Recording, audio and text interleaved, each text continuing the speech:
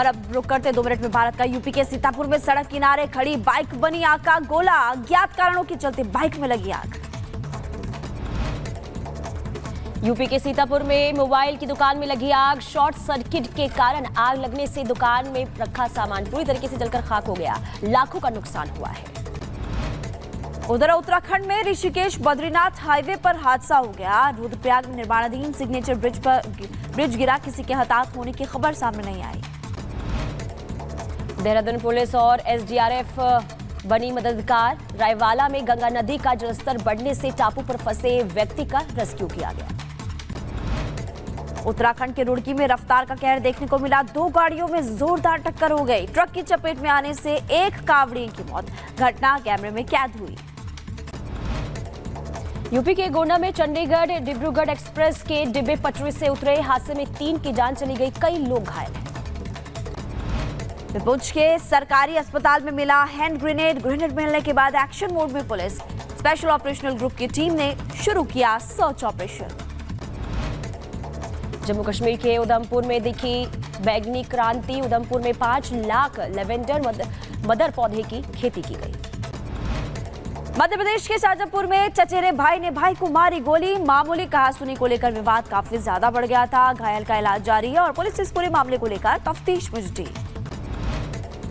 राजस्थान के मेवात में साइबर ठग। दाऊद के घर चला बुलडोजर। पुलिस ने 26 साइबर ठगों को चिन्हित करके लिस्ट जारी की थी। बुलंदशहर में सपा के पूर्व विधायक गुड्डू पंडित की भी दूसरी पत्नी पर जानलेवा हमला घर में घुसकर हमला करने का फुटेज सामने आया और सौतेले बेटे के खिलाफ केस दर्ज किया गया। इधर यूपी के बुलंदशहर में दिव्यांग महिला पर दबंगों ने चलाई गोली। पति का कर्ज न चुका पाने पर दबंगों ने महिला को गोली मारी। वारदात सीसीटीवी कैमरे में कैद हुई है। पुलिस ने आरोपी को गिरफ्तार कर लिया है।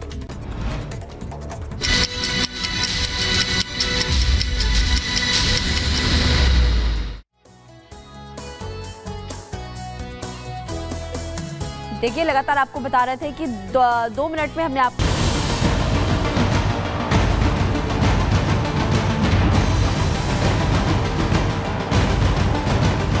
असम में मुस्लिम समुदाय के बीच बाल विवाह की कुप्रथा खत्म करने के लिए हिमंता सरकार ने बड़ा फैसला लिया है। असम सरकार ने मुस्लिम विवाह कानून रद्द कर दिया है। राज्य सरकार ने वहां मुस्लिम विवाह के साथ तलाक रजिस्ट्रेशन कानून को भी निरस्त कर दिया है। मुस्लिम समुदाय की बहन बेटियों की हिफाजत के लिए राज्य सरकार के इस फैसले के बाद असम की सीएम हिमंता बिस्वा शर्मा ने सोशल मीडिया प्लेटफॉर्म एक्स पर लिखते हुए कहा, हमने बाल विवाह के खिलाफ अतिरिक्त सुरक्षा उपाय करके अपनी बेटियों और बहनों के लिए न्याय सुनिश्चित करने के लिए एक महत्वपूर्ण कदम उठाया है। आपको बता दें, बीते गुरुवार को असम मंत्रिमंडल ने राज्य में जिस मुस्लिम विवाह और तलाक से जुड़े अधिनियम और नियम 1935 को निरस्त किया है, उसके बाद अब इस बात की उम्मीद बढ़ गई है कि असम में होने वाले बाल विवाह पर बड़े हद तक रोक लग जाएगी। यही वजह है कि सीएम हिमंता बिस्वा शर्मा ने मुस्लिम विवाह और तलाक अधिनियम को निरस्त करने के फैसले के बाद कहा कि सरकार के इस फैसले का मकसद असम में लैंगिक न्याय और बाल विवाह को कम करना है। असम मुस्लिम मैरिज एक्ट में चाइल्ड मैरिज को इजाजत देता था, तो हमने ये स्क्रैप करके ऑर्डिनेंस लाए थे। अभी वो ऑर्डिनेंस को हम बिल बनाऊंगा। पुराना कानून भी रद्द होगा और नया कानून बनेगा मुस्लिम रजिस्ट्रेशन का ऊपर। वहीं सीएम हिमंता बिस्वा शर्मा ने ये भी कहा कि विधानसभा के आगामी मानसून सत्र में राज्य सरकार अब निरस्त किए गए पुराने एक्ट की जगह एक नया विधेयक लाएगी, जिसके तहत मुस्लिम समुदाय में होने वाली शादियों का रजिस्ट्रेशन होगा। सीएम हिमंता ने उम्मीद जताया कि मुस्लिम विवाह और तलाक से जुड़े इस कानून के निरस्त होने के बाद राज्य में होने वाली कम से कम 80% बाल विवाह को रोकने का मकसद हासिल होगा, जो एक बड़ी सामाजिक समस्या है। नया एक कानून आएगा जिस कानून का आधार में मुस्लिम रजिस्ट्रेशन अभी सरकार का घर में होगा। चाइल्ड मैरिज ऐसा नहीं है कि अगर 80% चाइल्ड मैरिज माइनॉरिटीज में होते हैं, 20% चाइल्ड मैरिज मेजोरिटी कम्युनिटी में भी होते हैं। चाइल्ड मैरिज को हम कोई रिलीजियस एंगल से नहीं देखता हूँ। हमारा प्रयास होता है कि जेंडर जस्टिस मिले, चाइल्ड मैरिज असम में कम होते रहे। वहीं अल्पसंख्यक समुदाय की बहन बेटियों के हित में लिए गए इस फैसले को लेकर दोनों तरह के रिएक्शन देखने को मिल रहे हैं। एक तरफ जहां कुछ नेता इस फैसले को बगैर हिंदू मुस्लिम के चश्मे से देख रहे हैं, तो AIMIM जैसे कुछ दल ऐसे भी हैं जो सरकार के इस फैसले की मुखालफत में उतर आए हैं। जिसमें पहला नाम AIMIM चीफ असदुद्दीन ओवैसी का है। उन्होंने असम सरकार के इस फैसले को लेकर सोशल मीडिया पोस्ट पर करते हुए लिखा, असम के मुख्यमंत्री झूठे हैं और नफरत करते हैं। असम के मुसलमानों से इतना झूठ बोलते हैं कि इनकी झूठ की वजह से पूरा प्रशासन और ऑफिसर्स मुसलमानों से नफरत कर रहे हैं। AIMIM चीफ का विरोध तो फिर भी समझ में आता है, क्योंकि उनकी पूरी राजनीति ही बीजेपी विरोध पर टिकी है। लेकिन AIUDF के नेता रफीकुल इस्लाम भी असम सरकार के इस फैसले से बौखला गई। उन्होंने आरोप लगाया कि सीएम हिमंता मुसलमानों को टारगेट कर रहे हैं। वो असेंबली में इस बिल का विरोध करेंगे। अगर खामखा आसाम की सीएम को मुसलमान को टारगेट करना है तो हम उसके खिलाफ करते हैं, हम उसको विरोध करते हैं। आप इस तरह की हरकत ना करें, मुसलमान को हमेशा टारगेट ना बनाएं। अब लाने दीजिए, वो क्या लाते हैं हम उसको देखेंगे, फिर अगर वो दरकारी नहीं होगा हम उसका विरोध करेंगे। एक तरफ सीएम हिमंता बिस्वा शर्मा ये कह रहे हैं कि वो बाल विवाह की समस्या को धर्म से जोड़कर नहीं देख रहे हैं, वो इसे सामाजिक समस्या मानते हैं, तो दूसरी तरफ विरोधी असम सरकार के इस फैसले पर सवाल उठा रहे हैं। जबकि बीजेपी नेता असम सरकार के इस फैसले को वक्त की जरूरत बता रहे हैं और उनका कहना है कि विरोधियों का ऐतराज सिर्फ कंट्रोवर्सी के जरिए लाइमलाइट में रहने का है। इसका स्वागत करना चाहिए। मुझे लगता है कि बेवजह कुछ लोग इसमें कंट्रोवर्सी ढूंढेंगे, लेकिन इसका स्वागत होना चाहिए। और जो अधिनियम शादी के, तलाक के, भरण पोषण के ऑलरेडी कानून के तहत दिए गए हैं, उसके अकॉर्डिंग आगे समाज को बढ़ना चाहिए। सीएम हिमंता बिस्वा शर्मा ने अभी एक रोज पहले ही झारखंड में ये कहा था कि मुसलमानों की आबादी असम में 40% हो गई है। उन्होंने नॉर्थ ईस्ट के राज्यों में जनसांख्यिक परिवर्तन को बड़ा मुद्दा बताया था और उस बयान के ठीक एक रोज बाद असम सरकार के इस फैसले पर विवाद होना लाजमी है।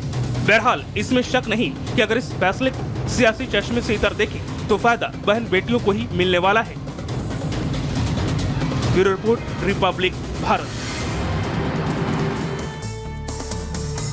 चलिए खबरों में आगे बढ़ते हैं। अब बात कर लेते हैं नाम पर मचे कोहराम की। सीएम योगी कांवड़ियों की यात्रा को सुगम बनाने के लिए हर बारीकी और तैयारियों का जायजा खुद ले रहे हैं, तो वहीं दूसरी तरफ विपक्ष इस मुद्दे की हर छोटी बड़ी बातों का बतंगर बना रहा है। और इसी कड़ी में मुजफ्फरनगर और सहारनपुर जिले में प्रशासन ने कांवड़ यात्रा रूट में दुकानदारों और कांवड़ियों के बीच किसी तरह के विवाद से बचने के लिए दुकानदारों को अपना नाम बताने की सलाह क्या दी।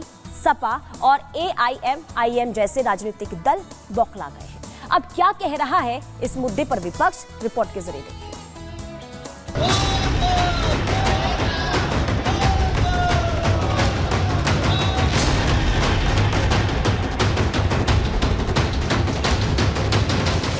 जो विरोधी मोदी का रास्ता रोकने में नाकाम रहे, वो बात बात पर अब यूपी के सीएम योगी को टारगेट कर रहे हैं, जिसका ताजा उदाहरण है कांवड़ यात्रा रूट पर विपक्ष की ओछी राजनीति। मुजफ्फरनगर पुलिस ने कांवड़ यात्रा रूट में आने वाले दुकानदारों को अपना नाम लिखने को क्या कहा। विपक्ष लोटा पानी लेकर फैसले को सांप्रदायिक रंग देने में जुट गया। खासकर खुद को मुसलमानों का रहनुमा बताने वाले ओवैसी और तुष्टीकरण की राजनीति करने वाले सपा जैसे दलों की तो जैसे चांदी हो गई हो। वो लगातार इस मुद्दे पर कुछ ना कुछ कह रही हैं। इसी कड़ी में समाजवादी पार्टी के अध्यक्ष अखिलेश यादव ने यूपी सरकार को घेरते हुए लिखा है, जिसका नाम गुड्डू, मुन्ना, छोटू या फत्ते है, उसके नाम से क्या पता चलेगा। हैरानी ये है कि सपा अध्यक्ष जिस मुद्दे पर तुष्टीकरण की राजनीति कर रही हैं, यूपी सरकार की तरफ से ऐसी कोई एडवाइजरी जारी नहीं की गई है।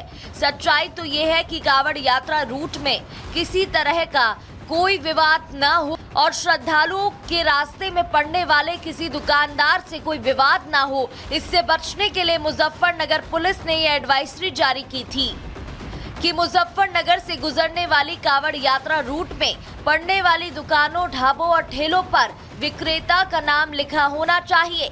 मुजफ्फरनगर पुलिस ने ऐसा कोई बयान जारी नहीं किया था जिसमें ये कहा गया हो कि दुकानदार अपना धर्म बताएं। फिर सवाल है, इस मुद्दे को हिंदू मुस्लिम का रंग कौन देना चाह रहा है। मुजफ्फरनगर के SSP ने दुकानदारों को क्या कहा था, आप भी सुन लीजिए, आपको खुद ही सारा माजरा समझ आ जाएगा। इसमें जितने भी खान पान के दुकानें हैं, चाहे वो होटल, ढाबे, ठेले, जहाँ से भी कांवड़िए अपनी खाद्य सामग्री खरीद सकते हैं, उन सबको ये निर्देशित किया गया है कि अपने प्रोप्राइटर के या काम करने वालों के नाम ज़रूर डिस्प्ले करें। ये इसलिए ज़रूरी है ताकि किसी प्रकार का कोई कन्फ्यूजन किसी भी कांवड़िए के अंदर ना रहे और ऐसी स्थिति ना उत्पन्न हो कि कहीं कोई आरोप प्रत्यारोप हो और बाद में कानून व्यवस्था की स्थिति उत्पन्न हो, इसलिए ऐसा निर्देश दिया गया है। सुना आपने, मुजफ्फरनगर पुलिस के एसएसपी अभिषेक सिंह ने